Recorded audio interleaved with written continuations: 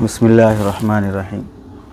गुज़िश्ता नशिस्त में हम लोगों ने उस्ताद के लिए जो आदाब हैं उनमें से ज़ाहिरी और बातिनी आदाब तीन बातें आई थी कि ज़ाहिरी और बातिनी लिहाज से उस्ताद को किन बातों की रियायत करना चाहिए। उनमें से 12 नुकात का तज़किरा आया था कि उस्ताद इन सिफ़ात से मुत्तसिफ़ होना चाहिए। दूसरी जो बात आई थी कि दरसगाह के लिहाज से और दर्स के एतबार से उस्ताद को किन बातों की रियायत करना चाहिए। इसमें तकरीबन इसमें भी 12 नुकात हैं जिसमें दर्स शुरू होने से पहले या दर्स के दौरान और दर्स के इख्तिताम पर हम लोगों को इसका लिहाज रखना चाहिए।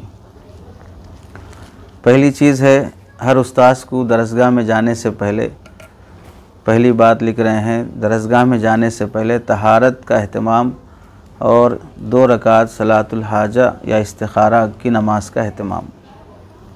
ये मुअल्लिम चाहे दर्स देने से पहले या ख़तीब चाहे ख़िताबत से पहले, चाहे दर्स किसी भी नौइयत का हो, दर्स हदीस हो, दर्स फ़िक़्ह हो, दर्स तफसीर, दर्स कुरान हो या ख़िताबत हो, तो इस मौके पर तहारत का बहुत एहतमाम करना चाहिए। पाकी सफ़ाई हासिल करके जिस्मानी और ज़ाहिरी लिहाज से, अगरचे कि यह शराइत अमल में से नहीं है लेकिन इल्म दीन की ताज़ीम का हिस्सा है। अगर हदीस की अज़मत है तो फिर आदमी ज़ाहिरी और बातिनी पाकी सफ़ाई का एहतमाम करता है। दर्स कुरान, दर्स फ़िक़्ह की अज़मत है, एहतराम है, तो ज़ाहिरी और बातिनी पाकी और सफ़ाई का जिसका एहतराम होता है, आदमी उसके सामने जाने से पहले ख़ुद को बनाता संवारता है। बुज़ुर्गों से मिलने जाना है या बुज़ुर्ग हमारे पास आ रहे हैं तो हम भी क्या करते हैं कि भाई मदरसा साफ़ करो, दरसगाह साफ़ करो, फ़लाँ साफ़ करो। ये सफ़ाई दरअसल उस आने वाले का एहतराम है। इसी तरह हम दरसगाह में जा रहे हैं तो उस फ़िक़्ह की किताब का एहतराम है, उस हदीस का एहतराम है, उस कुरान का एहतराम है कि हमको भी पाक साफ़ होके अपने हैसियत और शान के हिसाब से उम्दा लिबास ज़ेब तन करने का निज़ाम हो। मशहूर बात है कि इमाम मालिक रहमतुल्लाहि अलैह जब हदीस पढ़ाने के लिए आते थे तो इमाम मालिक रहमतुल्लाहि अलैह पहले गुस्ल करके उम्दा पोशाक पहनते, खुशबू लगाते, पगड़ी बांधते, फिर मसनद पर तशरीफ़ फरमाते। दर्स हदीस से फ़ारिग़ होने तक उनकी क्लास में ऊद की धुनी दी जाती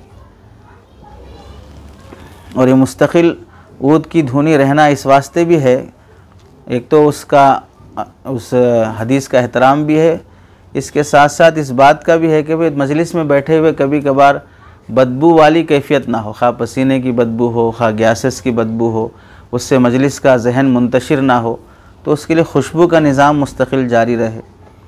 तो अब हमारे पास तो दरसगाहों में ऐसा नहीं हो सकता कि भाई हर उस्ताद ऊद की धुनी लेके आके बैठे। कम से कम हर उस्ताद इतर तो लगा सकता है अपनी दरसगाह में, या इज्तिमाई तौर पर निज़ाम बन सकता है कि भाई एक ही हाल है तो हमारे पास सुबह में 1 घंटा ऊद की धुनी दे दी जाए, दोपहर में 1 बार दे दी जाए, तो इससे भी निज़ाम काबू में आ सकता है। इतर का बाहर सूरत हर उस्ताद एहतमाम करना चाहिए।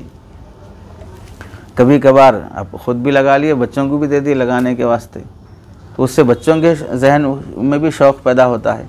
और ख़ुद ऐसा कितनी बार नहीं हुआ कि भाई उस्ताद लगाने वास्ते शीशी दिए तो बाद में जो है मैं ले लूँ क्या मौलवी साहब बोल के लेकर रख लिए सो हैं। तो वो वाक़ियात भी याद आना चाहिए कि भाई हमारे उस्ताद लगाने वास्ते दिए थे, वो उसकी बरकतें आज तक हमारे पास पड़ी हुई हैं। तो इस लिहाज से बाहर सूरत वो खुशबू का निज़ाम होना चाहिए। दरअसल इसका बहुत ताल्लुक़ है अल्लाह के नबी अलैहिस्सलाम की जो सुन्नतें हैं उसमें बहुत हिकमत रहती। खुशबू से दरअसल इंसान का जहन हर वक्त फ्रेश रहता। जहन फ्रेश रहने से काम बहुत अच्छे हो सकते।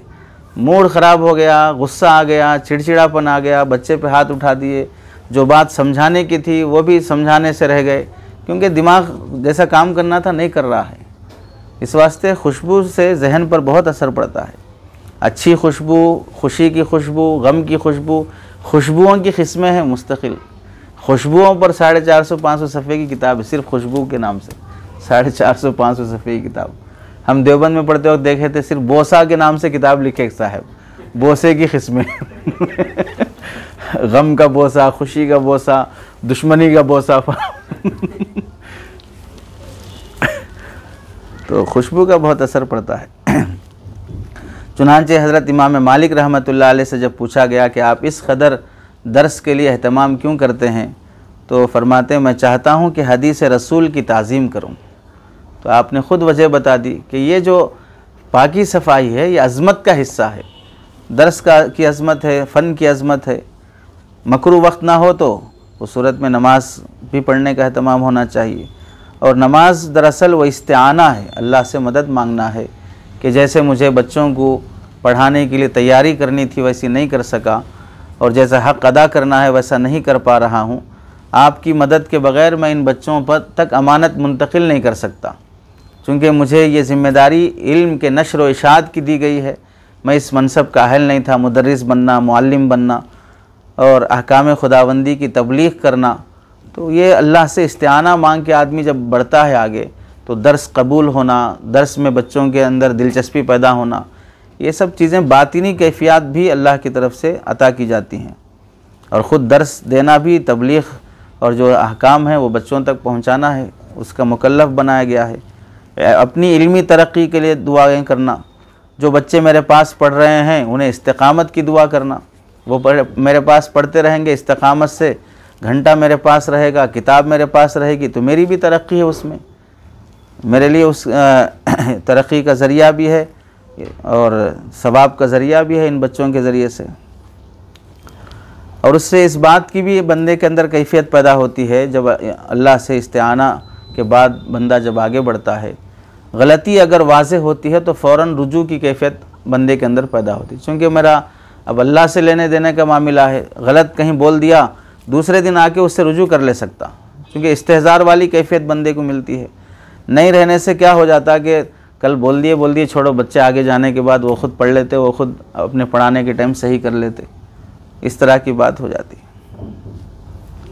और इसी में इस्तिआना में ये चीज़ भी दाखिल है 2 रकात नमाज़ पढ़ने में, कि जिस मुसन्निफ़ की किताब पढ़ा रहा हूँ उस पर ईसाल सवाब भी उसके ज़रिए से हो जाता है, वो 2 रकात नफिल नमाज़ पढ़ने से। तो ईसाल सवाब की बरकत से उस मुसन्निफ़ की रूह भी मुतवज्जे हो सकती है कि भाई उनसे बरकतें हासिल हो जाएं। तो पहला काम दर्स शुरू होने से पहले पाकी सफाई और अल्लाह से मदद मांगने का होना चाहिए।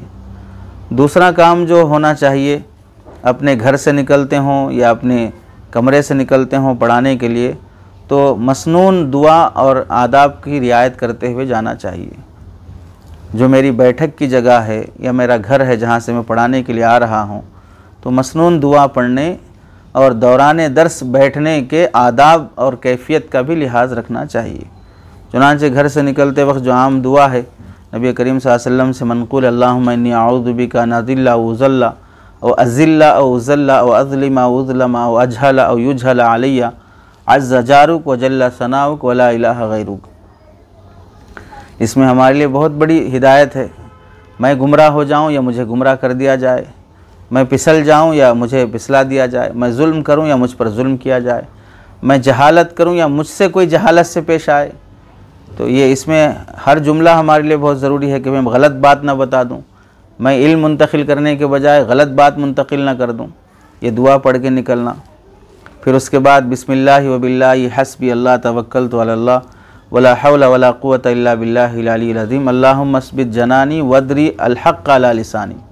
ये भी बहुत अजीम दुआ है। मेरे दिल को साबित कदम रखना और मेरी ज़ुबान पर हक़ बात जारी करना।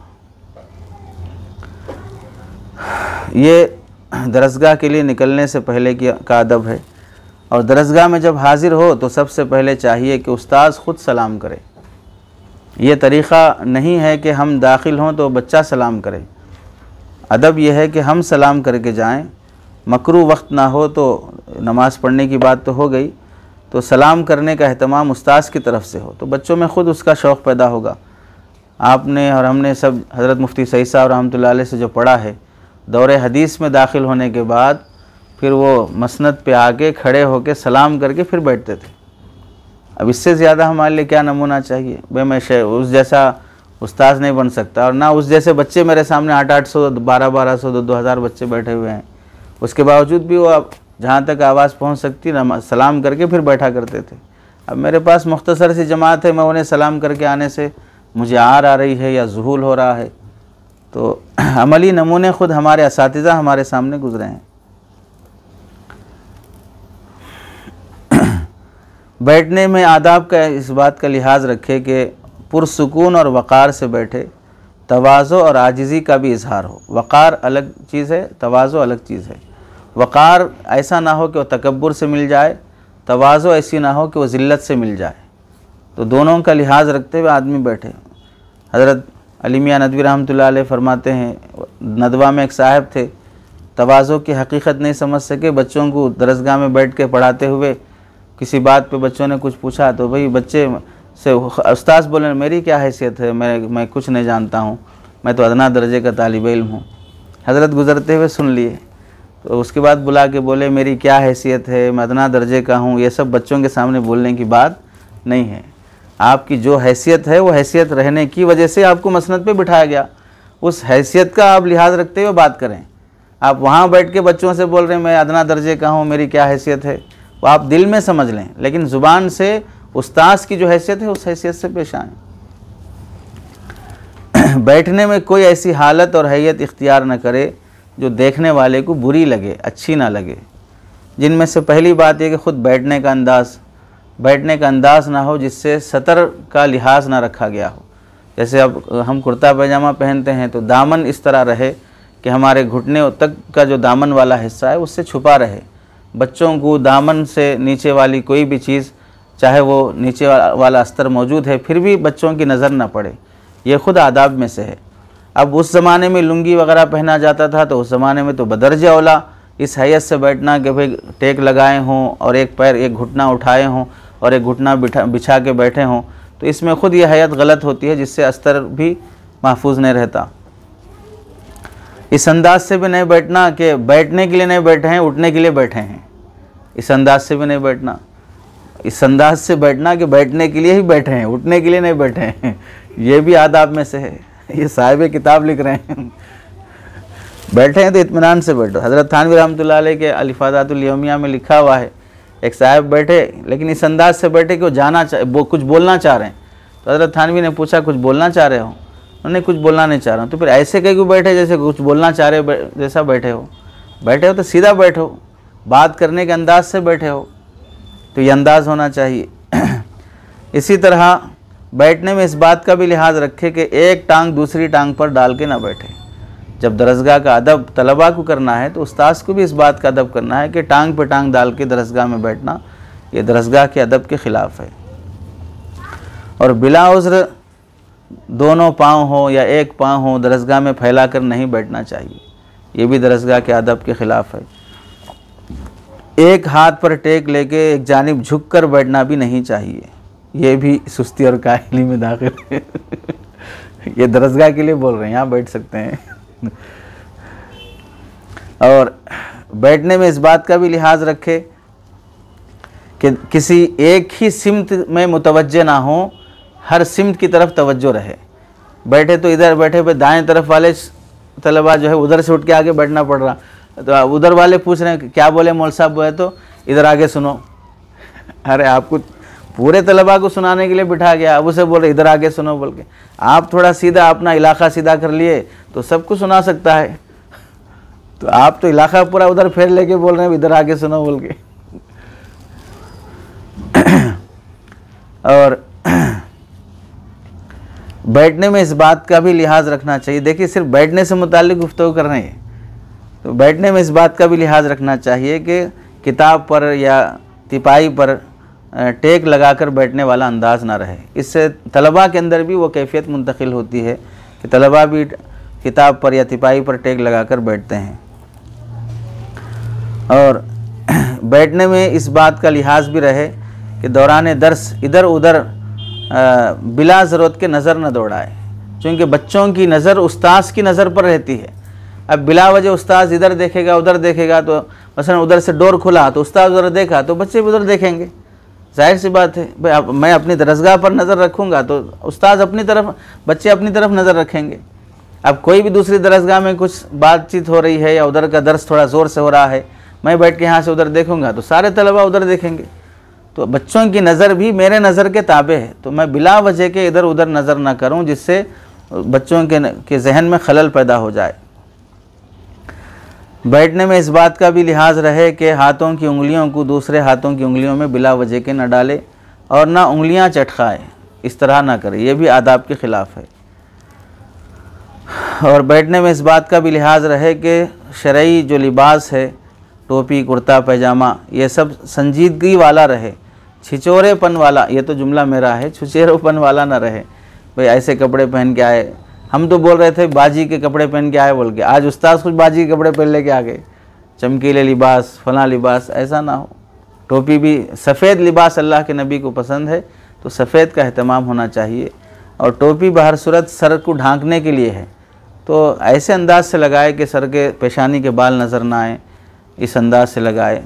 अकाबिर बहुत नाराज़गी का इजहार करते हुए कई बुज़ुर्गों को हमने सुना कि टोपी इस अंदाज से लगाए कि सर के पेशानी के बाल नज़र आ रहे हैं, तो ये सुस्तखोर होने की अलामत है कि तुम्हें ये जो ताज सर का दिया गया है, कपड़े सब ढंग के पहने, टोपी ढंग से रखने नहीं आ रहा है।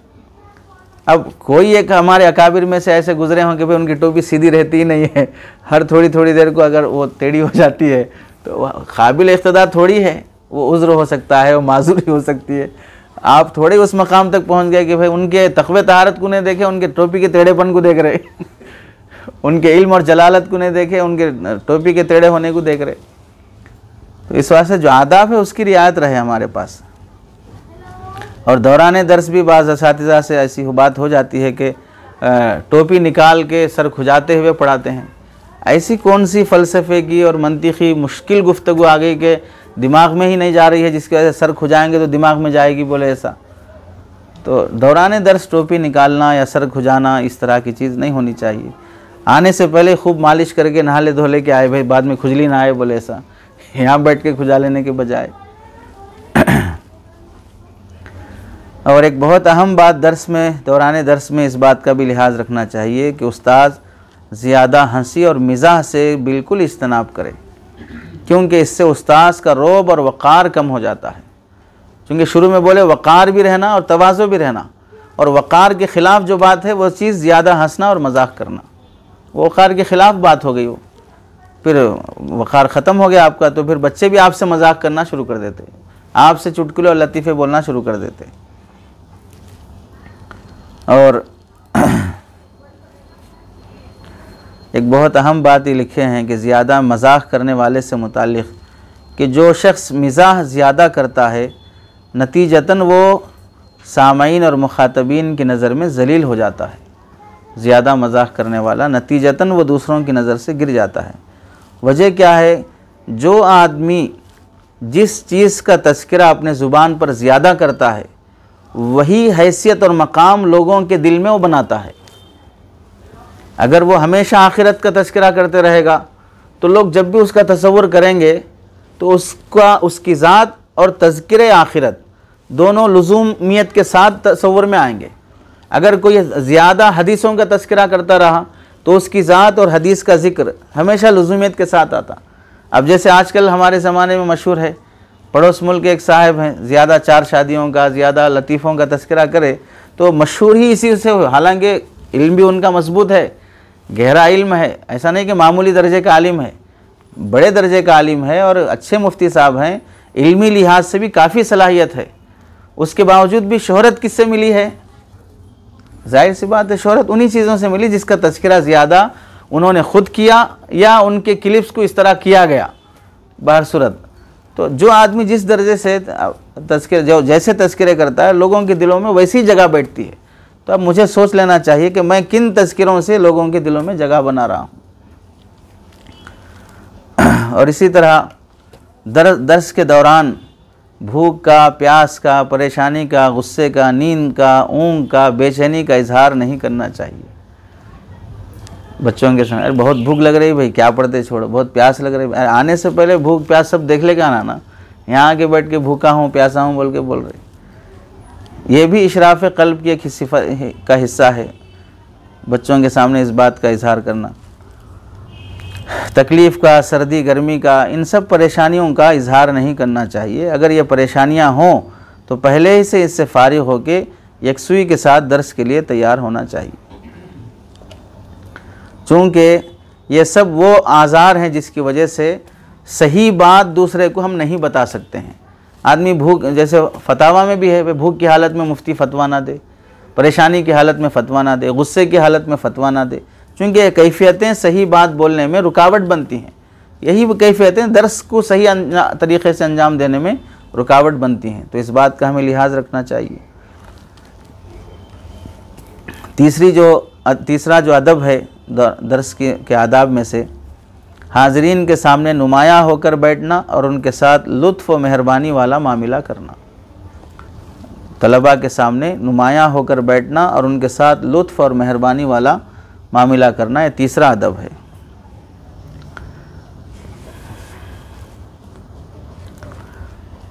नुमायाँ होकर बैठने में तो जाहिर सी बात है उस्ताद की बैठक अलग ही होती है। बाकी लुत्फ़ और मेहरबानी वाला मामला से पेश आना, इसमें पहली चीज़ ये दाखिल है कि तलबा के साथ खंदा पेशानी और हुस्न सलूक से पेश आए, हमेशा गुस्से वाला चेहरा ना हो। और लुत्फ़ और मेहरबानी में ये बात भी दाखिल है कि अकाबिरीन के एहतराम और इकराम में खड़े हो जाना ये मकरूह नहीं है। अकाबिरीन के एहतराम में इकराम में खड़े हो जाना ये मकरूह नहीं है। लिहाजा उलमा और तलबा के इकराम के बारे में बहुत से नुसूस मौजूद हैं। तो मुअल्लिम को चाहिए कि हस्बे हाज़रीन की तरफ बहस्बे ज़रूरत मोतदिल तरीक़े से मुतवज्जे हो और उनसे इकराम से पेश आए। इकराम से पेश आने का मतलब तलबा के लिए खड़े होना नहीं है, तलबा की हैसियत से उनसे नरम अंदाज से पेश आना। नरम अंदाज में ये चीज़ भी दाखिल है कि कोई तालिब इल्म कुछ पूछना चाह रहा हो, उसकी तरफ इल्तिफ़ात और तवज्जो करना, ये उसके साथ मेहरबानी। उन्हें बोलना चाह रहा, हम देख रहे ही नहीं उसकी तरफ, सुनना ही नहीं चाह रहे हैं।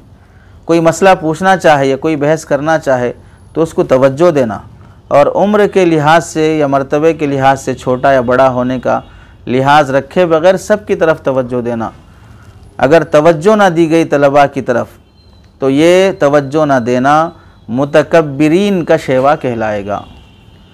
तालिब की तरफ तवज्जो ना देना, तालिब इल्म है वो, तालिब की तरफ तवज्जो ना देना ये मुतकब्बिरीन का शेवा कहलाएगा। तो इस वास्ते हमें इसका लिहाज रखना चाहिए। चौथा जो अदब है, सबक का आगाज़ आयत कुरानी और दुआ से करे। ये तो आयत कुरानी और दुआ से करने का मतलब यह है कि आगे ख़ुद लिख रहे हैं कि तबर्रुकन दिल में ही कोई आयत पढ़ ले, जैसे रब्बि इश्रह ली सदरी वयस्सिर ली अमरी वहलुल उक़दतम मिन लिसानी। ये हम आम तौर से साल के शुरू में बच्चों को पढ़ाते हैं। ये दर्स के आदाब में से रोज़ाना ख़ुद पढ़ लें कि अल्लाह ताला आपके दर्स में आपका सीना खोल दे, आपकी ज़ुबान खोल दे, ताकि बच्चों को समझाने में आपको कोई रुकावट ना हो। यहाँ तो लिख रहे हैं कि भाई मदरसे में इसको लाजिमी करार दे दिया जाए कि हर उस्ताद सबक शुरू करने से पहले आयत रब्बि इश्रह ली वगैरह पढ़ के ही शुरू करे। इसकी पाबंदी और इसकी बरकत उसे हासिल हो। और आऊज़ु बिल्लाह और बिस्मिल्लाह का एहतमाम हर सूरत होना चाहिए। नबी करीम सल्लल्लाहु अलैहि वसल्लम आले रसूल और असहाब पर दरूद शरीफ का एहतमाम होना चाहिए। और जो फ़ुक़हा और जिन मशाइख़ और अइम्मा का नाम दौरान दर्स आए उन पर भी तरहम वाला जुमला होना चाहिए, रहमतुल्लाहि अलैहि वाला। और बाज़ वो दुआएं हैं जिसमें मिसाल के तौर पर कहीं अज़ाब का ज़िक्र है, तो ऐसे मौके पर उस्ताद को चाहिए कि बच्चों में उस अज़ाब का खौफ पैदा करने की नीयत से पनाह मांगने वाली दुआ ख़ुद कर ले, अल्लाह हम सब की इससे हिफाजत फरमाए। चुनांचे फ़िक़ा के बहुत सी जगहों पर इर्तिदाद की जहाँ पर भी का तज़किरा आता है, वहाँ फ़ुक़हा ख़ुद लिखते हैं आज़नल्लाहु मिन, अल्लाह हमारी इससे पनाह हिफाजत फरमाए। तो फ़ुक़हा ख़ुद इसकी तरफ तवज्जो दिलाते हैं। हालांकि फ़िक़ा कोई दुआ की किताब नहीं है, लेकिन वो इर्तिदाद और इल्हाद ऐसा बड़ी सज़ा है या अल्लाह की तरफ से पकड़ है कि इससे हमें हर वक्त पनाह मांगते रहना चाहिए बोले।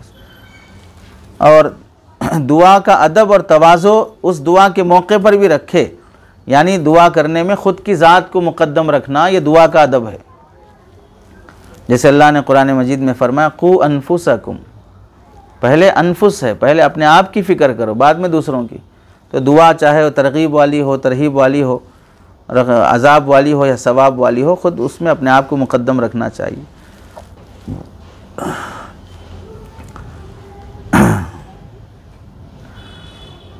ख़ुलासा यही है कि दुआ इब्तिदा कुरानी आयात से हो और दुआ का एहतमाम दौरान दर्स होते रहना चाहिए। 5वां अदब यह है असबाक में तरतीब का ख्याल रखे। तलबा को पढ़ाते हुए तरतीब का ख्याल रखे कि जो सबक या जो बात बच्चों को पहले बताना ज़्यादा अहम है वो पहले बताने की कोशिश करें। और तरतीब में हम ये भी कर सकते हैं कि भाई जैसे अब हज का मौसम चल रहा है तो हम हज के मौजू को पहले पढ़ा लें, कोई मसला नहीं है, बाद में दूसरे लिहाज से दूसरे पढ़ाएं। और जिन मदारिस में असबाक की तरतीब ना हो, जैसे कि आम तौर से इन जहाँ भी ये मदारिस हैं उनमें तो तरतीब का लिहाज बहर सूरत है, तफसीर है, हदीस है, उसूल दीन है, उसूल फ़िक़ा है, इन सब मरातिब के लिहाज से पढ़ाना चाहिए। लेकिन घंटियाँ जैसी तकसीम होती हैं उसमें तरतीब का लिहाज नहीं रखा जा सकता है। लेकिन सबक समझाने में तरतीब का लिहाज हो कि बच्चे को कौन सी बात पहले बताना, कौन सी बात बाद में बताना, पहले मसले की वजाहत होना, फिर उसके बाद दलील की वजाहत होना, इन चीज़ों के लिहाज रखना चाहिए। चुनांचे बाज़ उलमा के यहाँ देखा गया है कि वो चाहे कौन सा भी सबक पढ़ा रहे हों, सबक के आखिर में उन असातिज़ा और अकाबिर का ये मामूल रहा, सबक के आखिर में तलबा को वाज़ और नसीहत के 2 जुमले कहने का अहतमाम, ये अकाबिर के यहाँ देखा गया है। मौजू चाहे कुछ भी हो, चाहे फ़लसफ़े का मौजू है, मंतिक़ का मौजू है, इन सब मौज़ूआत में इस बात का लिहाज रखा जाता था कि वो आखिर में नसीहत किया करते थे, जिससे बातिन में रिक़्क़त और ज़ुहद और सब्र वाली कैफियत पैदा हो।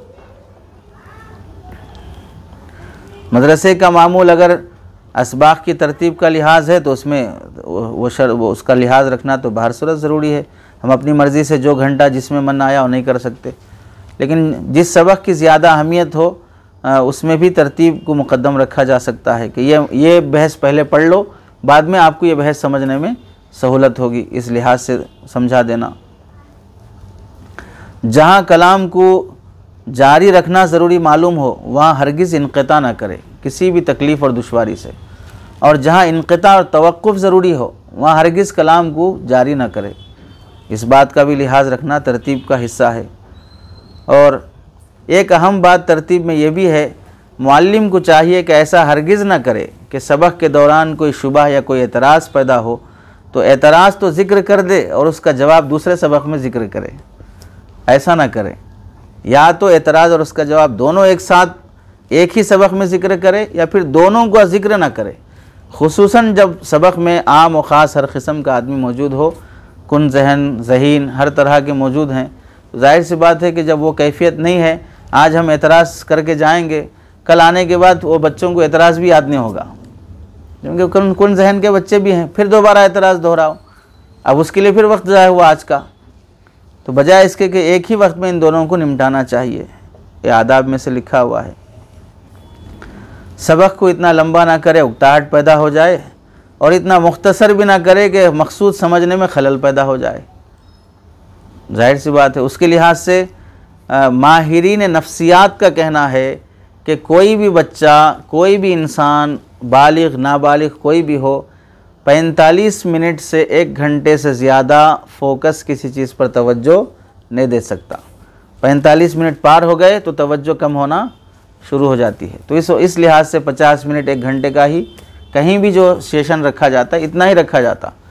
2-2 घंटे 3-3 घंटे सबक ना रखते हैं, ना उसमें तवज्जो रहती है। वो ज़माना गुज़र गया जहाँ पर घंटे घंटे पढ़ा करते थे। इतना मुख्तसर भी नहीं होना कि मकसूद के समझने में खलल पैदा हो जाए। भाई उर्दू की किताब है, फ़िक़ा की किताब है, तालीमुल इस्लाम है, सीरत की किताब है, फ़लाँ किताब है, इस वास्ते 10 मिनट में भी पढ़ा के आ जा सकते। भाई 10 मिनट में पढ़ाने की आपको सलाहियत है, 10 मिनट में पढ़ने की उसकी भी सलाहियत है क्या? अगर आपके असातिज़ा भी 10 मिनट में ऐसे ही पढ़ा के जाते, वाक़ईतन 10-10 मिनट में समझा देना इतना ही आसान है, तो फिर 1.25 घंटे के कर लिया बस, 1 घंटी 10 मिनट की और 1 घंटी 10 मिनट की और 1 घंटी 10 मिनट की, 1 घंटे में 6 घंटियाँ हो गई, और 1-2 घंटियाँ रख लिया तो 1.5 घंटे के अंदर मदरसा फारिग हो गया। मकतब रख लिया जाए, मदरसा का नाम ही क्या है, फिर मकतब की शक्ल में ख़त्म कर लेंगे, 10-10 मिनट में सब ख़त्म हो जाएंगे। नहीं होने वाली चीज़ है, कब तक चलेगा ऐसा? तो इस वास्ते जितना वक्त दिया गया है उसे मुकम्मल उसूल करने की कोशिश करें। हाज़रीन मजलिस तलबा की मसलिहत का लिहाज रखना, मौका महल देख कर कलाम और मौजू और बहस पेश करना, मुक़द्दम और मुअख्खर करने की रियायत करना, ये सब आदाब दर्स में दाखिल है। तो इस लिहाज से, इंतज़ामी लिहाज से तो इदारे में यही बात कही जाएगी, जितना वक्त घंटा दिया गया है घंटी को देने का वो मुकम्मल दिया जाए। 50 मिनट का घंटा है, 50 मिनट मुकम्मल दरसगाह को दें। उसमें दर्स हमारा 40 मिनट में हो गया और 10 मिनट बाकी हैं। बच्चों से सवाल जवाब हो सकते हैं, बच्चों की आमुख्ता सुना जा सकता है, उनकी कापियाँ देखी जा सकती हैं, गुज़िश्ता सबक में कुछ हल नहीं हुआ है, एतराज़ बाकी है, उसे हल किया जा सकता है।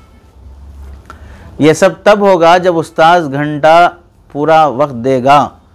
अगर उस्ताद खुद रफ्तार तेज़ है, भागने में है तो बच्चे भी क्या पूछेंगे? उन्होंने सुने जैसा है, उन्होंने देखो कैसे आ रहे कैसे जा रहे।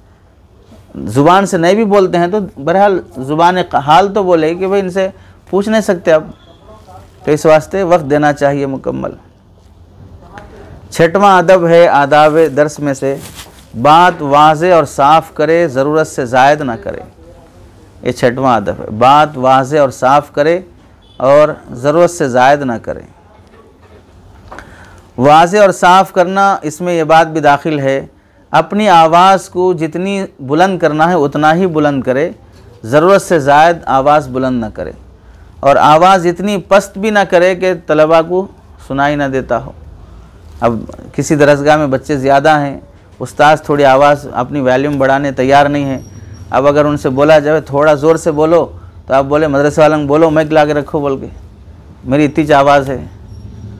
दूसरे टाइमों पर चीख के करे ना, फिर बयाना चीख के करे, तरावी चीख के पढ़ाए, सब चीख के करे ना, तो यहाँ क्या हुआ? उस वहाँ समरे और नतीजे के इंतज़ार में ये क़ुव्वत पैदा हो गई, यहाँ समरे और नतीजे के इंतज़ार में आदत सी कैफियत पैदा हो गई। ये तो कोई बात नहीं हुई। तो होना चाहिए, जब मिसाल के तौर पर दरसगाह में बच्चे ज़्यादा हैं किसी दरसगाह में, वहाँ अगर ये कहा जाए माइक ला के रखो, तो क्या ये मौका महल है क्या कि माइक ला के रखा जा सके? हाल में अगर किसी एक दरसगाह में माइक होगा तो दूसरे दरसगाह वालों को डिस्टर्ब होगा कि नहीं होगा? तो इस वास्ते हमें ख़ुद ये कर लेना चाहिए कि बच्चों को फ़ायदा हो उससे। हज़रत अबू उस्मान बिन मोहम्मद बिन शाफ़ई रहमतुल्लाह अलैह फरमाते हैं, मैंने अपने वालिद को कभी नहीं सुना कि आपने मुनाजरे के दौरान अपनी आवाज़ को बुलंद किया हो, क्योंकि आवाज़ को बुलंद करना कभी कभार गुस्से पर आमदा करने वाली कैफियत होती है। इमाम बैहक़ी फरमाते हैं, मतलब यह है कि इमाम शाफ़ई रहमतुल्लाह अलैह की आदत थी कि आदत से ज़्यादा अपनी आवाज़ को बुलंद नहीं फरमाते थे। ज़्यादा बेहतर है कि आवाज़ मजलिस तक महदूद रहे, हाज़रीन मजलिस बआसानी सुन सकें। अगर कोई ऊंचा सुनने वाला हो तो फिर ठीक है, ऊंचा बोलना चाहिए। और दरसगाह में वाज़े और साफ़ गुफ्तगू करने के आदाब में ये भी दाखिल है कि गुफ्तगू में जल्दी जल्दी और तसलसल ऐसा ना रखे कि समझने वाले को खलल पैदा हो। तेज़ तेज़ बोल लेते जा रहे, तकरीर करे जैसा, तलबा ना लिख सक रहे ना समझ सक रहे। तो इस तरह ऐसा तसलसल भी ना हो, आहिस्ता आहिस्ता ठहर ठहर कर गुफ्तगू करे कि मैं क्या बोल रहा हूँ ख़ुद भी समझे और सामाइन भी समझ सकें कि भाई क्या बोल रहे हैं।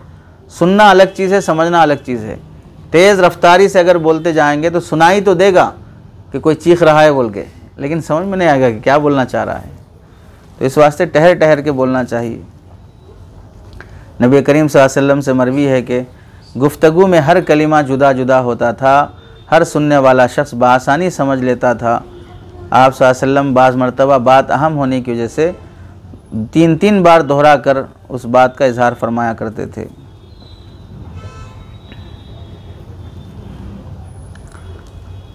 और 7वां अदब यह है कि आलिम और उस्ताद अपनी मजलिस को शोर व गुल से खाली रखना चाहिए। उस्ताद बैठा हुआ है फिर भी बच्चे बातें कर रहे हैं, उस्ताद का सबक चल रहा है फिर भी बच्चे मुतवज्जे नहीं हैं, ये दरसगाह के अदब के ख़िलाफ़ है। तो इस लिहाज से अगर देखा जाए, आलिमियत की दरसगाहें हों या हिफ्स नाजरे की दरसगाहें हों, उस्ताद बैठा हुआ है, छोटे बच्चे बातें कर रहे हैं, आपस में खेल रहे हैं या वो आपस में लड़ाई कर रहे हैं, ये गोया कि उस्ताद की भी बेअदबी है, बेतवज्जुही और गफलत की अलामत है। और उस्ताद की भी इस लिहाज से उनकी इस लड़ाई झगड़े शोर गुल पर राज़ी रहना, खामोश रह जाना, गोया कि खामोश ज़बान से उस्ताद का भी उस शोर गुल में हिस्सा लेना है। क्या आप उन्हें खामोश नहीं कर रहे हैं का मतलब ये हुआ कि आप भी उस शोर शराबे में शामिल हैं। इमाम रबी रहमतुल्लाह अलैह फरमाते हैं, जब कोई इंसान आदमी इमाम शाफी रहमतुल्लाह अलैह से किसी मसले में बहस करता और वो किसी दूसरे मसले की तरफ चला जाता, तो आप फरमाते पहले इस मसले से फारिग हो लेते हैं, फिर दूसरे मसले को देख लेंगे। पहले इस मसले से निमट जाते हैं, फिर दूसरे मसले को देखेंगे। ये फ़ुक़हा इकराम से चला रहा है। ये उथल पुथल करना, इधर से उधर कूदना, गैर मुक़ल्लिदीन की तरह इस मसले से उस मसले, उस मसले से इस मसले में पहले से चला रहा है। तो इमाम शाफ़ी ने उस वक्त फरमाया पहले इस मसले को हल कर लो, बाद में दूसरे मसले को देखते हैं। और साफ़ गुफ्तगू शोर गुल से खाली होने में ये बात भी दाखिल है कि समझाने में दूर दूर तक भी गुस्से वाली कैफियत ना हो। समझाने में उस्ताद के गुस्से वाली कैफियत ना हो, अंदाज शफ़क़त वाला अंदाज़ हो।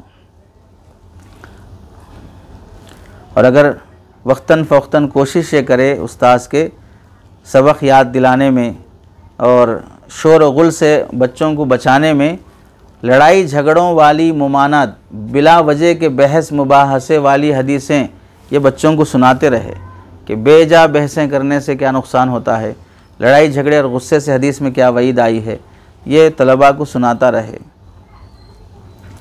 एक जमात में मिल बैठने का मकसद क्या है कि हम सब मिलकर कुछ समझना चाहते हैं, हम सब मिलकर ये मसला हल करना चाहते हैं, और हम खुद आपस में लड़ पड़े तो बैठने का मकसद ही फौत हो गया। और इस बात का भी लिहाज रखे कि ख़ुद अपना दिल भी साफ़ रखे, तलबा से मुताल्लिक़ भी अपने दिल को साफ़ रखे। किसी तालिब इल्म के एतराज़ या उसके इश्काल पर दिल में बदगुमानी पैदा ना कर ले कि इसके दिल में तकब्बुर है, ये छेड़ने की नीयत से सवाल करता है, ऐसी कैफियत उस्ताद अपने दिल में ना बिठा ले, वरना उसके संजीदा सवाल पर भी नाराज़गी वाले अंदाज से ही जवाब देगा फिर, चूँकि दिल बिगड़ चुका है। झगड़ा और इस तरह की कैफियत अहले इल्म की शाया निशान नहीं है। और गुस्से वाली कैफियत ये बग़्ज़ और अदावत तक ले जाती है। बाज़ मरतबा उस्ताद होकर भी तालिब इल्म से दुश्मनी और अदावत पर आ जाता है। तो हमेशा इस बात का लिहाज रखे कि दरसगाह में बैठने का मकसद, हम सब जो इल्म हासिल करने का मकसद है वही मकसद है। हुसूल इल्म का मकसद है रज़ा इलाही। आज मैं सबक पढ़ाने के लिए जो बैठा हूँ, आज मुस्तकिल मुझे अल्लाह की रज़ा हासिल करना है। आज जितना घंटा मुझे पढ़ाने के लिए है, वो घंटा मेरी रज़ा इलाही हुसूल करने का एक घंटा है मेरा। ये कैफियत रहे हर उस्ताद की।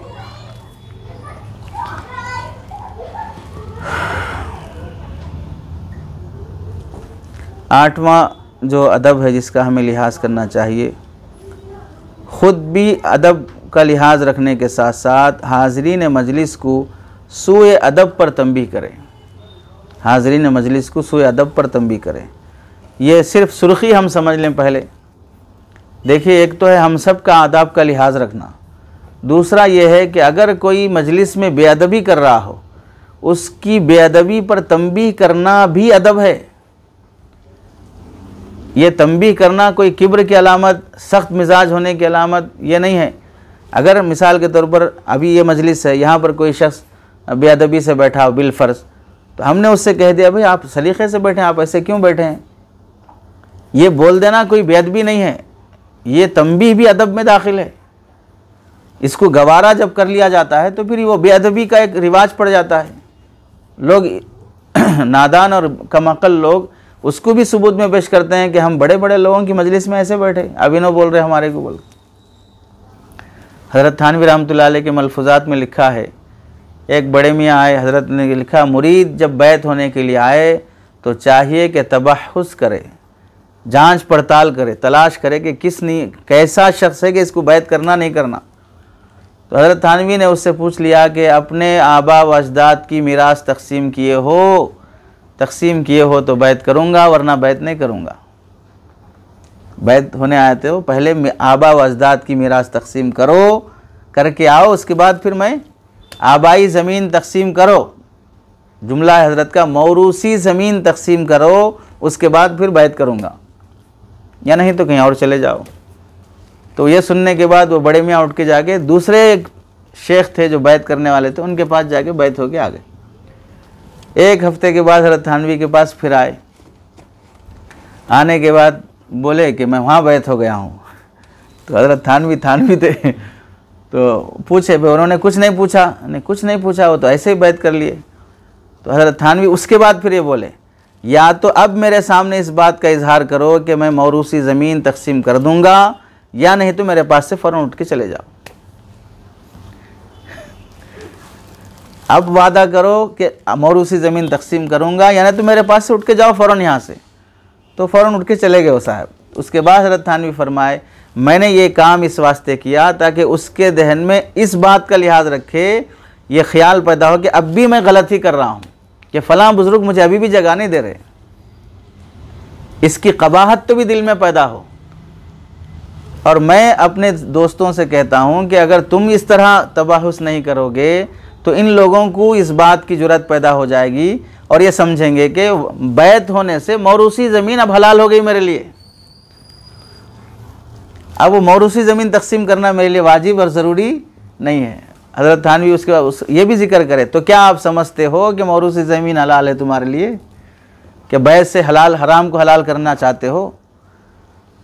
तो इस तरह आदमी गलती पर तंबीह कर देना भी अदब में दाखिल है। लोग उसूल पसंदी को सख्ती से ताबीर करते हैं, लोग उसूल पसंदी को सख्ती से ताबीर करते हैं। उसूल तो राहत रसानी के लिए बनाए जाते हैं, उसूल हुकूमत करने के लिए बनाए नहीं जाते हैं। तरफ़ैन की राहत है इसमें, भाई फ़लाँ टाइम पे आओ, फ़लाँ टाइम पे जाओ, इसमें राहत है।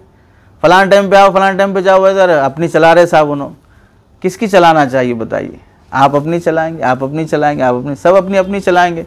तो अपनी अपनी चला के तो ला रहे ना, गाड़ी सब अपनी अपनी चला के ला रहे, अपनी अपनी गाड़ी चला के ला रहे हैं। यहाँ आने के बाद उसूल पे चलें सब, हर कोई यहाँ भी अपनी गाड़ी चलाना चाहे तो फिर कैसे मदरसा चलेगा? और इससे छुटकारा नहीं है, इससे मफर किसी को नहीं है। बेज़ाब्ते बेउसूली के साथ चलने वालों को इस्तिकामत कहीं नहीं मिलती है, बेज़ाब्तगी से। अब आप देख लें कि गवर्नमेंट की गाड़ियाँ वक्त पे चलती हैं, प्राइवेट गाड़ियाँ जो टाउन सर्विस बसेस हैं पुकारते रहता मेहदीपट्टनम सिकंदराबाद पुकारते रहता। 1 घंटा 1.5 घंटा 2 घंटे पुकारने के बाद आहिस्ता आहिस्ता उसकी बस भरती है। और बाजू गवर्नमेंट गाड़ी आती, 10 मिनट का टाइम लेती, उसके बाद निकलती, फुल हो जाती। पता क्या चला, वक्त का जो पाबंद है उसके मदरसे आबाद हैं, ज़ाब्ते के जो पाबंद हैं उनके मदरसे आबाद हैं। जो बेज़ाब्ते हैं वो प्राइवेट बसों की तरह पुकारते रहना पड़ेगा, बच्चे भेजो बच्चे भेजो, तश्कील करो, ऐलानात करो, इश्तिहार करो। प्राइवेट गाड़ी प्राइवेट ही रहती, सरकारी गाड़ी सरकारी रहती। तो हमें भी इससे सबक लेना चाहिए कि उसूल और ज़ाब्तों की पाबंदी रहेगी। कोई आए ना आए तो ना आए, बस ख़त्म। तो ये हाज़रीन मजलिस को सूए अदब पर तंबीह करना, ये सिर्फ समझना चाहिए कि गलती हो रही है, बेउसूली हो रही है, उसे बता दिया जाए कि भाई आप बेउसूली कर रहे हैं।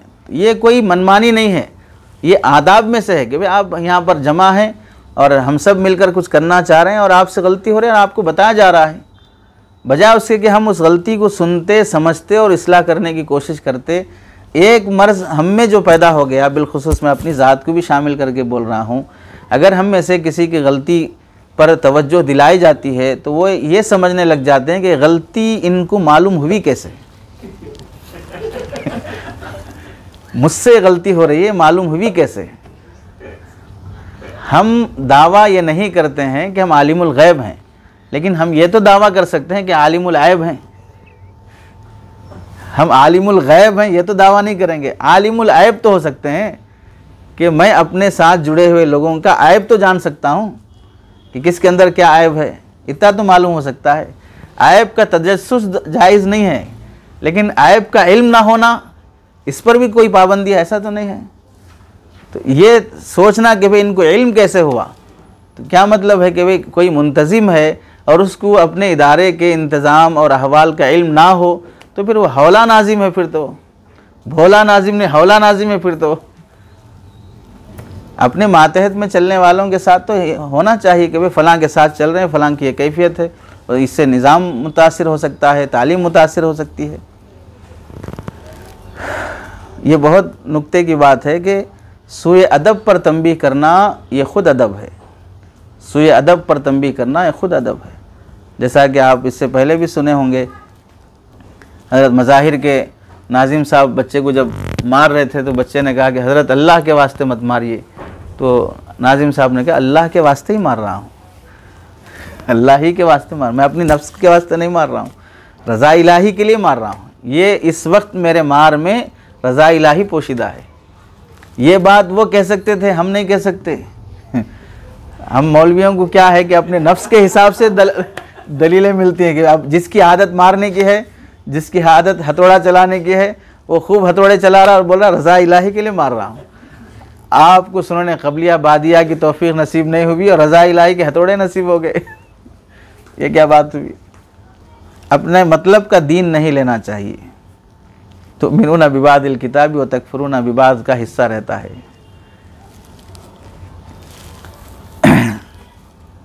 तो सूए अदब पर तंबीह करना यह खुद आदाब में से है।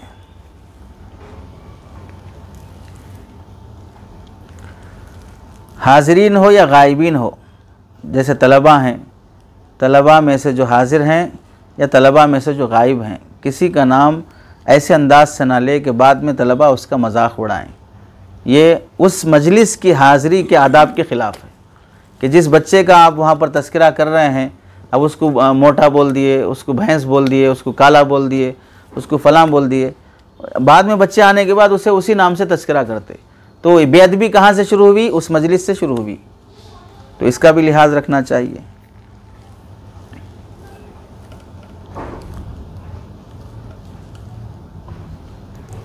आदाब मजलिस में बात भी दाखिल है, गुफ्तगू करने के अंदाज में, हंसने या मिज़ाह करने के तरीक़े में मजाक उड़ाने वाली कैफियत पैदा ना हो। ऐसे अंदाज से गुफ्तगू कर रहे कि फ़लाँ का मजाक उड़ा रहे जैसा, या मजाक करना अलग चीज़ है, मजाक उड़ाना अलग चीज़ है। असातिज़ा भी आपस में मजाक कर रहे हैं, लेकिन मजाक करना तभी होगा जबकि सामने वाला भी उसे मजाक समझे। सामने वाले की ताख़ीर हो रही है, इंसल्ट हो रही है, बेइज्जती हो रही है, और हम समझ रहे मैं तो मजाक कर रहा था, तुम सीरियस हो गए। अरे पहले उसे बता दो कि तुम मजाक कर रहे हो, क्योंकि तुम्हारे मजाक की लिमिट नहीं है कि तुम कब मजाक में रहते, कब सीरियस में रहते, नहीं मालूम है। तो बता दो भाई मैं 2 मिनट मजाक में हूँ, उसके बाद मैं सीरियस हूँ। इतना तो वजाहत कर लो। जब मिजाजों का इतनी मिजाज शनासी नहीं हो सकी, तो कम से कम इतनी तो रियायत की बात हो जानी चाहिए कि भाई मैं 5 मिनट अब मजाक में मूड में हूँ, मजाक कर लेता हूँ, बाद में फिर संजीदा हो जाऊँगा। क्योंकि जिसके मजाक की लिमिट नहीं है या जिसके संजीदगी की कैफियत मालूम नहीं है, वहाँ मजाक बाज़ मरतबा नफ़रत और बग़्ज़ का सबब बन जाता है।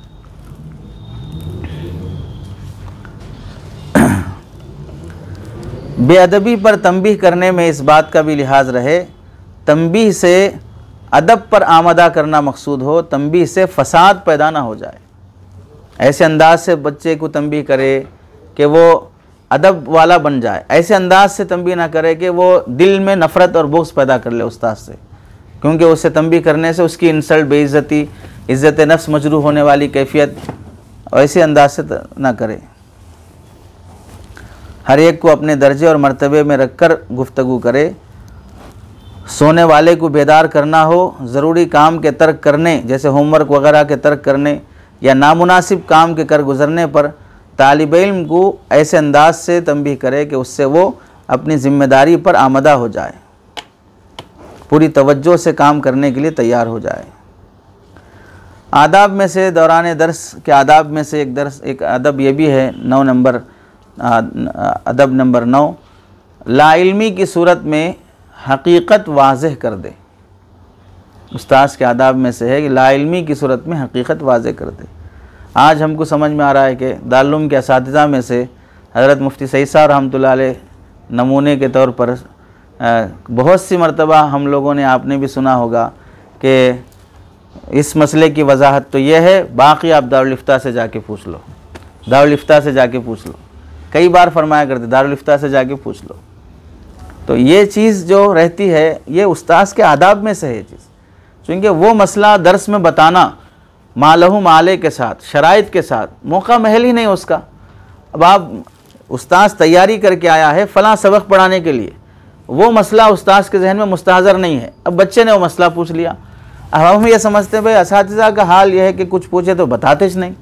अरे भाई कुछ पूछने के लिए आपने पहले उनसे वक्त लिया क्या, या उनको जवाब देने का वक्त दिए क्या? दौरान दर सवाल किए, उसी वक्त जवाब भी चाह रहे हो, हालांकि वो मसला उनके इल्म के शान और मेयार के लिहाज से बहुत तहक़ीक़ तलब है, दलाइल चाहता है, और तुम्हारे लिए वो मसला बहुत छोटा और लाइट है।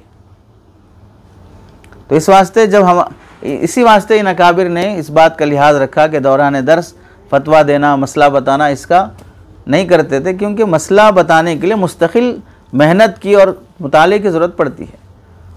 तो दौरान दर्स अगर कोई बात ऐसी हो कि जो माकूल सवाल या एतराज़ सुनने के बाद, पहली बात तो यह है कि साइल को ना टोकना चाहिए, ना उसी बेतवज्जो उससे बरतनी चाहिए। सवाल करने वाले का भी सवाल सुने, एतराज़ करने वाले का भी एतराज़ सुने। अभी आप हजरात ने ऊपर नोटिस बोर्ड पे कुछ लगाया था, गुल ज़ैनब कुरैशी कुछ किसी का, कि उर्दू अदब और तहज़ीब को तरक्की जो है वो नक्कादों से मिली है, बल्कि तनकीद करने वालों ने तनकीद की है तो निखार पैदा हुआ है। बशर्ते कि ऐसे नाक़िदीन जो तासुब से खाली रहे, मुस्बत सोच वाले रहे, वैसे नाक़िदीन ही ने तहज़ीब को और उर्दू अदब को तरक्की दी है। वो बताते थे कि गलत है, ये सही है, ऐसा नहीं होना चाहिए, तो इससे परवान चढ़ा है। तो सही बात है कि भाई नक़्द करने वाला भी आदमी सही बताना चाहता है, उसकी नीयत जो भी हो, बहरहाल हसद से बता रहा, नाराज़गी से बता रहा, ताल्ली से बता रहा, लेकिन बता तो रहा है, उसकी वजह से निखार पैदा हुआ। तो इसलिए साइल सवाल करने वाला हो या एतराज़ करने वाला हो, बाहर सूरत उसे टोकना नहीं चाहिए, तवज्जो से उसका सवाल भी सुने, उसके एतराज़ की तकरीर और तौज़ी भी सुने, उसके बाद फिर कमी कोताही हो तो उसके पहले सवाल को दुरुस्त कर दे कि सवाल इसके बजाय ऐसा हो सकता है, या एतराज़ के बजाय आप ऐसा बोल सकते हैं, इस इबारत के बजाय या ऐसी ताबीर इख्तियार कर सकते हैं। एतराज़ की वजाहत पहले कर ले, एतराज़ में जो कमी कोताही है उसे दुरुस्त कर ले, उसके बाद अगर जवाब हाजिर हो तो जवाब संजीदगी से दे, या जवाब हाजिर ना हो तो फिर बता दे कि भाई मुझे इसका जवाब मालूम नहीं है, किसी दूसरे से इसका जवाब तलब कर लो, किसी दूसरे उस्ताद से मालूम कर लो, फ़लाँ उस्ताद से पूछ लो। इसमें कौन सी ऐब की बात है? हमारा मर्ज़ तो यही है ना कि हज़रत मुफ्ती तक़ी उस्मानी साहब दामत बरकातुहुम जैसे फरमाते हैं, इस वक्त एक फ़न का माहिर अपने को हर फ़न में माहिर समझने लगा है। एक फ़न का माहिर हर फ़न में माहिर समझने लगा है। तज़किये में अल्लाह ने कमाल दे दिया तो समझते हैं कि इनको हक़ हासिल है, मदारिस पे भी बोलो, तबलीग़ पे भी बोलो, तंजीमों पे भी बोलो, रिफ़ाई काम पे भी बोलो, सब पे बोल सकते हैं। और किसी को तबलीग़ में दस्तरसी हासिल हो गई, अमीर जमात बन गए, हाजी साहब बन गए, अमीर साहब बन गए, हज़रत जी बन गए, तब वो समझते हैं कि हम फतवे भी दे सकते हैं, मसले भी बता सकते हैं, कुरान किस में पढ़ना नहीं पढ़ना बोल सकते हैं, माइक का भी हुक्म बोल सकते हैं, फ़लाँ भी बोल सकते हैं। मोहतरम, आप सिर्फ़ एक लाइन के इमाम बने हैं, आप ये समझ रहे हैं कि मैं इमामुल अइम्मा बन चुका हूँ। ये तस्वुर पहले निकालिए अपने जहन से। अल्लाह ने सहाबा के बाद दीन की तकसीम करके, हिस्से करके, शोबजात बना के अफराद को अपने अपने लिहाज से चुन लिया है। लिकुल्ली फ़न्निन रिजाल की तरह हर फ़न के माहिर अल्लाह ने बना दिए। सिर्फ शान नबूवत थी, और ज़्यादा से ज़्यादा उसके बाद हम सहाबा के बारे में बोल सकते थे कि वह सहाबा मुफस्सिर भी थे, एक ही वक्त में मुहद्दिस भी थे, फ़क़ीह भी थे, मुजाहिद भी थे, फ़लाँ भी थे, सब हम बोल सकते हैं। उसके बाद से तकसीम हो गई दुनिया, फ़ुक़हा अलग हो गए, मुहद्दिसीन अलग हो गए, मुजाहिदीन अलग हो गए, मुफस्सिरीन अलग हो गए, फ़न अस्मा और रिजाल के ये अलग हो गए, तो सब अलग हो गए। तो आप लिमिट में रहिए ना, आप क्यों अपनी हैसियत से आगे बढ़ना चाह रहे हैं? आदमी बेइज्जत तभी होता है जब अपनी लिमिट क्रॉस कर लेता है। आदमी जलील तभी होता है जब अपनी लिमिट क्रॉस कर लेता है। आप वो इसमें भी बोलना शुरू कर दिए, इसमें भी मुँह डालना शुरू कर दिए। तो इस लिहाज से हमें कह देना चाहिए कि जब तालिब इल्म सवाल करे या एतराज़ करे, भाई मुझे नहीं मालूम है, फ़लाँ से पूछ लीजिए, मुझे इस बात का इल्म नहीं है। और इससे पहले भी शायद आप हज़रात के सामने बात आई है, लाइल्मी के मौके पर अपनी लाइल्मी का इजहार करना भी इल्म है। लाइल्मी के मौके पर अपनी लाइल्मी का इजहार करना भी इल्म है। जैसा कि बाज़ अकाबिर से मनकूल है, ला अदरी निस्फुल इल्म, ला अदरी कहना भी निस्फ इल्म है, यानी मैं ये नहीं जानता हूँ का मतलब हुआ इसके अलावा जानता हूँ, या इतना तो भी जानता हूँ कि मैं नहीं जानता हूँ। ये तो जहले मुरक्कब हुआ कि नहीं जानते हो और ये भी नहीं जानते हो कि नहीं जानते हो। इतनी जहालत पर फिर इतनी ताल्ली, इतनी जहालत पर फिर मुसल्ला और इमामत, यानी इमामत मतलब वो मस्जिद की इमामत नहीं है तंजीम की इमामत कि आप शोबे की इमामत चाह रहे हैं। भाई ऐसी जहालत पे क्यों आप इतने बड़े बनना चाह रहे हैं? बोल दो मैं नहीं जानता हूँ। असलाफ अकाबिर ने क्या भाई, खानकाहों वाले भी क्या सिखाए हैं, कोई फतवा आता तो भेज दिया करते दारुल इफ्ता। हज़रत थानवी अपने बारे में क्या लिखे हैं कि बाज़ मरतबा मेरा अपना ज़ाती मसला होता, वो मसला अगर मुझसे कोई पूछता तो मैं उसका जवाब दे देता हूँ, लेकिन उस मसले का ताल्लुक़ मेरी ज़ात से है, इस वास्ते कहीं मेरे नफ्स का दखल ना हो, मैं नाम बदल कर दारुल भेजता हूँ कि वहाँ से फतवा आए और उस पर मैं अमल करता हूँ। ये होता है तक़वा, ये होता है अकाबिर का सलूक, जो हमारे शोबे का ही नहीं है। भाई इमदादुल फतावा आज भी सब फतावा पे भारी है नहीं है? इमदादुल अहकाम क्या आज भी कहा जा सकता है कि भाई अब नहीं, पुराने ज़माने का है? उस सब के बावजूद भी उन हजरात का रवैया ये था कि हज़रत मुफ्ती शफ़ी साहब रहमतुल्लाह अलैह जो शागिर्द क्या बोलते हैं, मुरीद हैं, खलीफा हैं, और हज़रत थानवी उनके पास भेज रहे हैं इस्तफ्ता लिख कर अपने ही मुरीद के पास।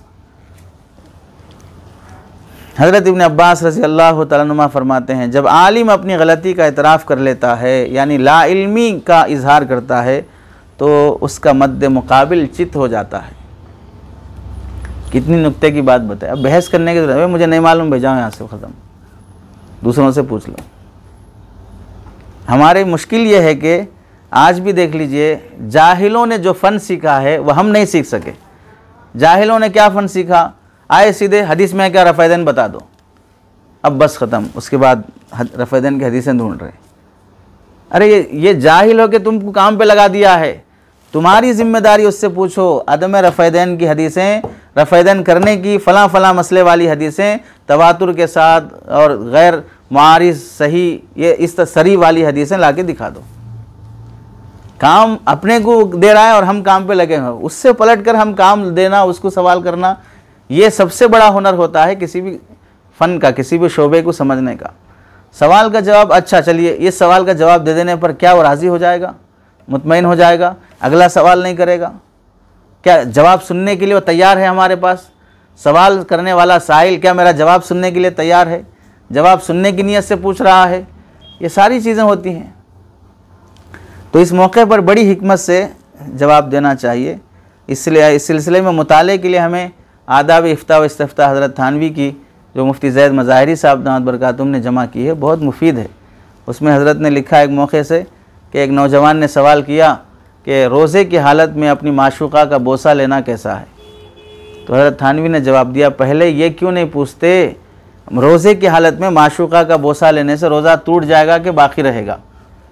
तो हज़रत थानवी ने लिखा, रोज़े के फसाद से पहले बोसे का हुक्म क्यों नहीं पूछ रहे हो? फसादे सौम का हुक्म पूछने से पहले बोसे का हुक्म क्यों नहीं पूछ रहे हो कि माशूक़ा का बोसा ले सकते कि नहीं ले सकते? अगर मैं बोलूँगा कि रोज़ा फासिद नहीं होगा तो वो समझेगा बोसा भी जायज़ होगा। वो रोज़े के फसाद की आड़ में वो बोसे का हुक्म पूछना चाह रहा है, रोज़ा टूटेगा कि नहीं टूटेगा। और फिर वहाँ पर हज़रत ने अपना क्या बोलते हैं, तसव्वुफ़, तज़किया और तालीम दोनों का मलका ज़ाहिर किया। निरे मौलवी तो बता देंगे कि रोज़ा फासिद नहीं होगा, लेकिन जो साहिब नफ्स, साहिब दिल होते हैं, वहाँ ये नहीं चल सकता कि आप ऐसे सवालात से उनको काबू में कर लें। तो ये चीज़ है कि मद्दे मुकाबिल को चित कर देता है आदमी, मुझे नहीं मालूम साहब, आप देख लीजिए जहाँ जाना हो। बास कहते हैं कि आलिम को चाहिए कि अपने शागिर्दों को भी लाअदरी के जुमले का आदी बना देना चाहिए। अपने शागिर्दों को लाअदरी के जुमले का आदी बना देना चाहिए। नहीं मालूम साहब। हज़रत अल्लामा अनवर शाह कश्मीरी रहमतुल्लाह अलैह के सवाने में लिखा है, ख़त्म बुखारी का जो दर्स होता था उस मौके पर भी तलबा को जो खिताब होता था, ए जाहिलों ऐ जाहिलों, ये खिताब होता था उनका ख़त्म बुखारी के दर्स में। अब तो फारिग हो रहा साहब उन्हें, लेकिन फिर भी खिताब हो रहा ऐ जाहिलों, क्योंकि इतना ज मालूम है तुम्हारे का, आगे और बहुत कुछ मालूम होना है, इल्म की ताल्ली पैदा ना हो। मोहम्मद बिन अब्दुल हकीम रहमतुल्लाह अलैह फरमाते हैं, मैंने इमाम शाफ़ी रहमतुल्लाह अलैह से मुताआ के बारे में पूछा कि इस सूरत में तलाक़ या मीरास होगी या वाजिबी नफ़क़ा या गवाही होगी, क्या होगा मसला मुताआ के बारे में। फरमाया खुदा गवाह है मैं नहीं जानता हूँ। हज़रत इमाम शाफ़ी फरमा रहे खुदा गवाह है मैं नहीं जानता हूँ। अरे मसलक का बानी है भैया। याद रखिए कि मसूल का साइल के जवाब में लादरी कहना उसकी कद्र और अज़मत को नहीं घटाता है। ये बोलने से आदमी की इज़्ज़त नहीं घटती जैसा कि बाज़ जाहिलों का ख्याल है, बल्कि इससे मर्तबा बुलंद होता है। कैसे मर्तबा बुलंद होता है? इस वास्ते कि जो इल्म है वो बताते हैं और सही बता रहे, क्योंकि जो लादरी कहने वाला है वो वही बताएगा जिसमें उसको दिरायत है, और दिरायत पुख्ता होगी तो ही बताएगा, वरना उसमें भी वो लादरी कहेगा। और जितना बताएगा सही और गहरा इल्म देगा तो लोगों की नज़र में उसका मकाम बढ़ते जाएगा कि भाई जो बोलते हैं सही बोलते हैं और जितना है उतना ही बोलते हैं, बाकी इधर उधर की नहीं छाटते हैं, इससे मकाम बढ़ते जाता। और जब लादरी कहना छोड़ देता है, बाद में चल के उसका वो बोला हुआ मसला गलत होना साबित होना शुरू होता, एक मसला गलत, दो मसले गलत, तीन मसले गलत, तब वो दूसरे मुफ्ती साहब से मालूम किया, वहाँ सही मसला मालूम हुआ, तब बोलते भाई फ़लाँ से पूछे, वो मसला भी गलत बोले, ये मसला भी गलत बोले। अब उसके बाद ख़ुद इस मसऊल को जिसने लादरी कहते हुए शर्माया था, अब वो सवाल ना भी करे तो भी इससे चेहरा छुपा के फिरना पड़ेगा, अरे उसको मसला गलत बताया था भाई मैं। अब वो भी सलाम करके दूर से निकलते रहता। तो जो कैफियत, जिस कैफियत को छुपाने के वास्ते हमने लादरी को छोड़ा था, अब वो सवाल से पहले ही वो कैफियत पैदा हो गई। अब तो इसलिए ये निरी जहालत है कि आदमी ये जुमला बोलने को अपने लिए आर समझे। उलमा के लिए बहुत बड़ी मिसाल है और नमूना है हज़रत मूसा अलैहिस्सलाम का वाक़या कि हज़रत खिज़र अलैहिस्सलाम के हज़रत मूसा अलैहिस्सलाम से जब पूछा गया कि इस वक्त दुनिया में रुए ज़मीन में सबसे बड़ा आलिम, आपसे बड़ा आलिम मौजूद है, तो आपने फरमाया था कि मैं ही सबसे बड़ा आलिम हूँ और इल्म की निस्बत अल्लाह की तरफ नहीं की, तो अल्लाह ने हज़रत खिज़र अलैहिस्सलाम के पास जाने का हुक्म दिया। तो नबी अलैहिस्सलाम के साथ भी ये जुमला अल्लाह ने पसंद नहीं फरमाया, तो हमारे साथ क्या पसंद फरमाएंगे, ज़ुबान हाल से हो या ज़ुबान क़ाल से हो। 10वां अदब यह है आदाब इल्म में से कि अगर दौरान दर्स कोई मेहमान या मुलाकाती आ जाए तो औक़ात दर्स में ख़ियानत न करे, औक़ात दर्स में ख़ियानत न करे, तवज्जो और इल्तिफ़ात न करे। जाहिर सी बात है इससे निज़ाम मुतासिर होगा मुलाकातियों के आने से। या अब इस ज़माने में आम तौर से मदरसों में देखिए कि मुलाकाती कम आते हैं, मिलने वाले महीने में कितने मुलाकाती आएंगे, और हम कौन से वैसे हैं कि हमसे मुलाकात करने के लिए आएँ, एक तो वह कम है। अलबत्ता मुलाकातियों का अड्डा हमारे पास है, वह है मोबाइल। इसमें जाने और अनजाने तमाम मुलाकाती आते रहते हैं। नंबर 1 मैसेजेस हैं, वो भी मुलाकात करने के लिए आया है, और हम बड़ी ज़िम्मेदारी से हर मैसेज देखना चाहते हैं, और मैसेज चाहे वो व्हाट्सएप का हो, मैसेज चाहे वो टेक्स्ट मैसेज हो। और ऐसे ही यूट्यूब है, उसमें भी जो सिग्नल आते हैं, फ़लाँ का बयान अपलोड हुआ, फ़लाँ का बयान अपलोड हुआ, नोटिफिकेशन जो आता है वो भी मुलाकात करना चाह रहा है आपसे।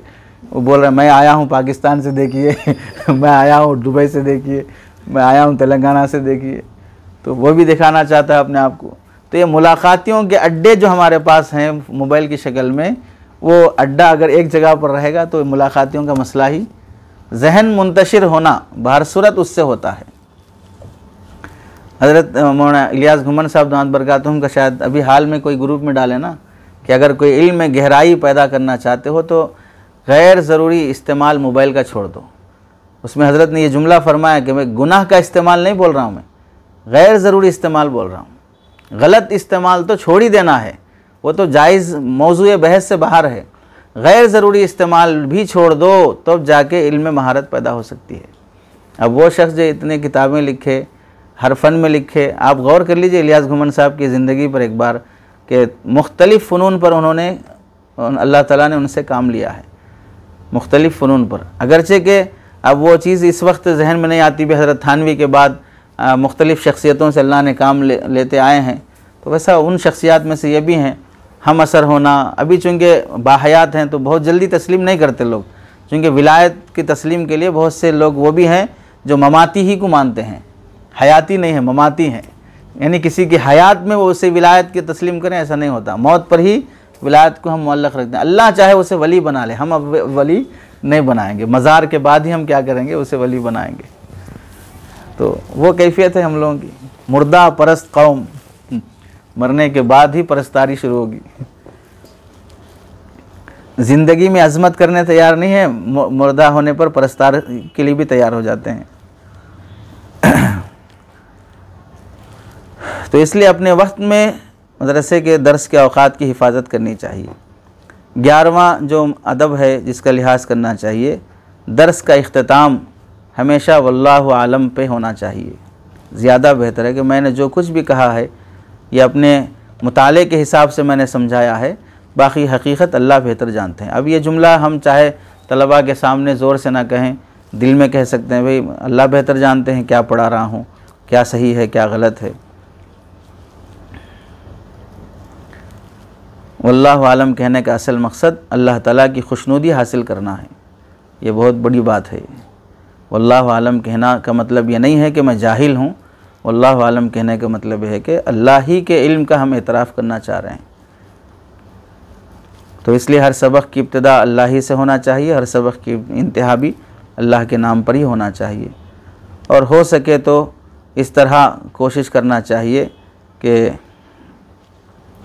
मजलिस से उठते वक्त की जो दुआ है उसका भी लिहाज रहे, सुब्हानक अल्लाहुम्मा व बिहम्दिका ला अशहदु अल्ला इलाहा इल्ला अंता अस्तगफिरुका व अतूबु इलैक, इसका भी लिहाज रखना चाहिए।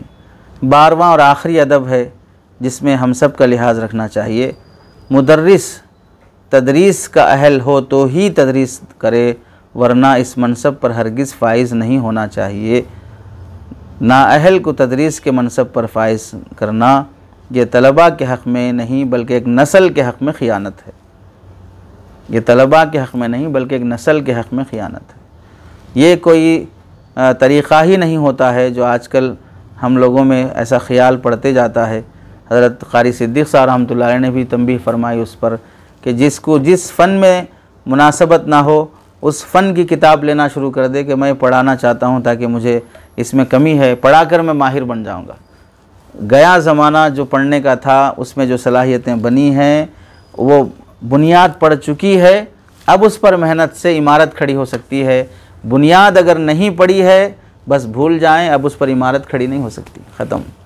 अब अल्लाह से अपनी उम्र ज़ाय होने से बचाने के लिए उसकी रज़ा वाले काम की दुआ मांगते रहना चाहिए। अल्लाह आप जिस काम में राज़ी हैं उसे वो काम मुझे बख्श दीजिए, मुझे उस काम के ज़रिए से आगे बढ़ा दीजिए, वो मांगते रहना चाहिए। ये कोई तरीक़ा ही नहीं होता कि मैं मुदर्रिस बनकर ही मरूं जबकि मेरे अंदर वो सलाहियत नहीं है, ये तरीक़ा नहीं होता। मैं रज़ा इलाही वाले काम करके मरूं, ये तसव्वुर होना चाहिए। और ये साफ साफ वजाहत है कि ऐसा सबक जिस पर वो कामिल दस्तरस न रखता हो, यहाँ तो लिखा है ऐसा सबक जिस पर उसे कामिल दस्तरसी हासिल ना हो वो भी नहीं पढ़ाना चाहिए बल्कि दूसरे उस्ताद से उसका ताउन लेना चाहिए। भाई ये सबक मुझे इस किताब का समझ में नहीं आ रहा है, आप पढ़ा दीजिए सबक।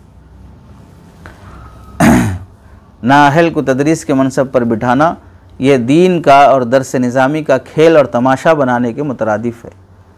जुमले हैं इनके, खेल तमाशा बनाने के मुतरादिफ हैं। और इस तरह से लोगों में एक तरह की ज़िल्लत और रुसवाई और दीन पर ऐब जोई का मर्ज़ पैदा हो जाता है। अब वो कमज़ोरी जो उस्ताद में है वो तलबा के सामने ज़ाहिर होना शुरू होती। अब ज़ाहिर ना भी हो, वो तालिब इल्म जो आगे बढ़ता जाएगा पढ़कर वो समझते जाएगा कि भाई मिसाल के तौर पर आसान सर्फ में क्या गलती हुई थी, आसान नहव में उस्ताद से क्या गलती हुई थी, वो काफ़िया में तो जाके समझेगा ना, वो इल्म सिगा में तो जाके समझेगा, तदरीब उस सर्फ में तो जाके समझेगा।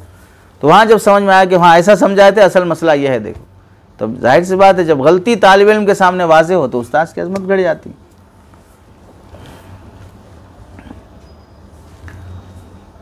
और इस्तदलाल किया है इन्होंने कि जिसके अंदर वह अहलियत ना हो फिर भी वह अहलियत जताने की कोशिश करने वाला शख्स ऐसा है जैसे शिकम सैरी ज़ाहिर करने वाला जो उसको नहीं दी गई है ऐसा जैसे झूठ के 2 कपड़े पहनने वाला है। यानी मिसाल आपको भूख लगी है, खाने के लिए बुलाया गया, फिर भी बोल नहीं पेट भर के मैं खाना खाया हूँ, तो भूख है, खाना नहीं है, शिकम सैरी नहीं है, फिर भी मैं शिकम सैर हूँ बोलना, सलाहियत नहीं है फिर भी मैं बासलाहियत हूँ बोलना, ऐसा जैसा कि झूठ के 2 कपड़े उसे पहना दिए गए। इमाम आज़म अबू हनीफ़ा रहमतुल्लाह अलैह फरमाते हैं, जो शख्स बेमहल रियासत और सरदारी का तालिब होता है हमेशा ज़िल्लत और रुसवाई उठाता है। ये आप इसके अहल नहीं है लेकिन उसकी तलब है तो ज़िल्लत और रुसवाई उसे मुक़द्दर होती है। इमाम अबू हनीफ़ा का कौल है। इमाम शिबली फरमाते हैं, जो शख्स वक्त से पहले अपने लोगों से आगे बढ़ने की कोशिश करता है हकीकत में अपनी ज़िल्लत और खारी का सामान इकट्ठा करता है। वक्त से पहले आगे बढ़ना, इस वास्ते हम भी देखें जो आजकल हमारे हम असर ऐसे दिखते हैं कि बहुत जल्दी बड़े बनना चाह रहे हैं, तो लोग उन्हें कहाँ कबूल करते हैं, कितने हासिद पैदा हो जाते हैं, कितने मोतरज़िन पैदा हो जाते हैं। तदरीजी रफ्तार ही सही रफ्तार होती है। तदरीजी रफ्तार में कब बड़े बनेंगे वो नहीं बोल सकते, बिल्कुल नहीं बोल सकते। चुनांचे हज़रत थानवी रहमतुल्लाह अलैह का मलफूज़ है कि हज़रत थानवी के पास एक मुरीद आए और बोले कि हज़रत बैत होने के बाद हम कब लायक बन जा सकते हैं कब एक अच्छे मुरीद बन सकते हैं। तो हज़रत थानवी ने उसे समझाया, 3 साल के बच्चे के बारे में बताओ कि वो 5 फीट का कब बन सकता है।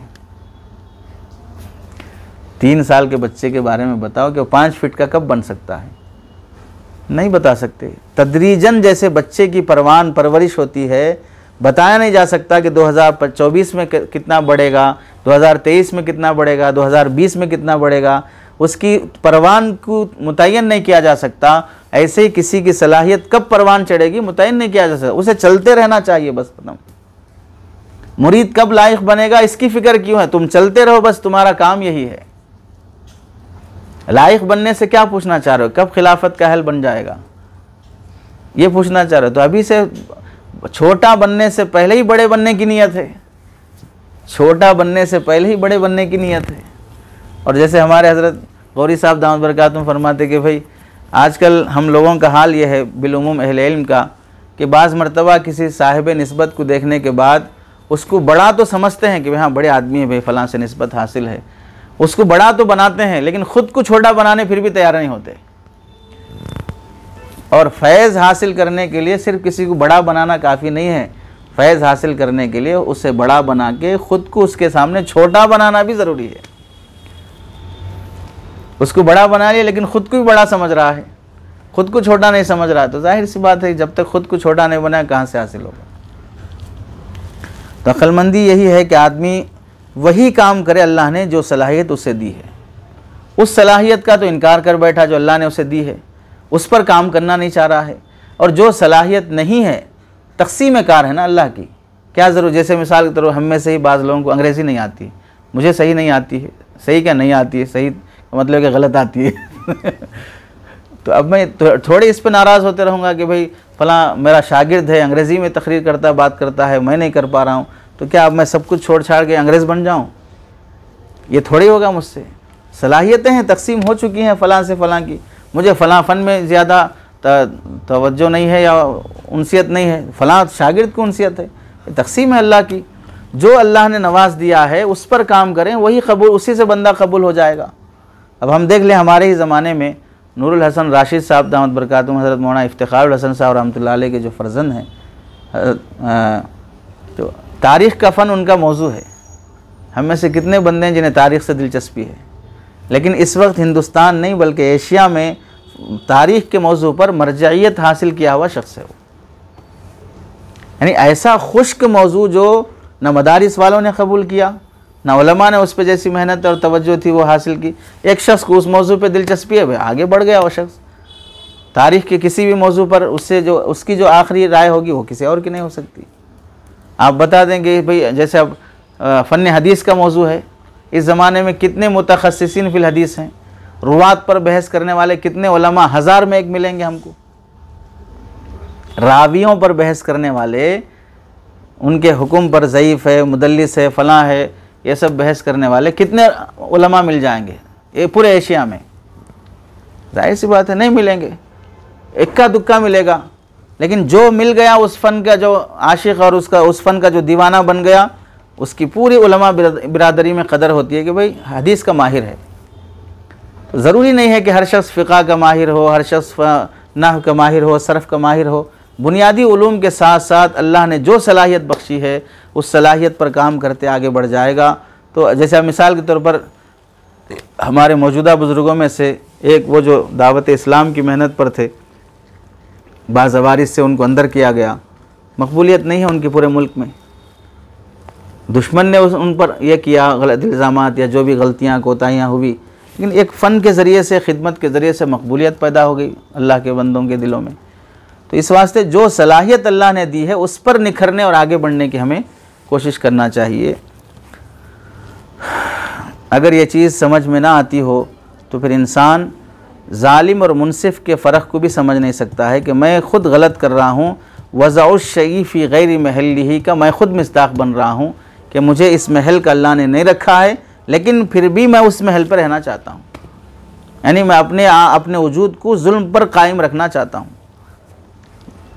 तो ऐसे मौके पर ज़ाहिर है सिवाय ज़िल्लत और रुसवाई और खजालत और शर्मिंदगी के कुछ हासिल नहीं होगा। तो अपने दिए गए सलाहियत को आगे बढ़ाने की कोशिश करना चाहिए। ये आदाब इल्म में से सबक के शुरू करने और दौरान सबक और इख्तिताम के आदाब में से 12 आदाब हैं जिनका हमें लिहाज रखना चाहिए। अल्लाह हम सबको अमल की तौफ़ीक़ नसीब फ़रमाए।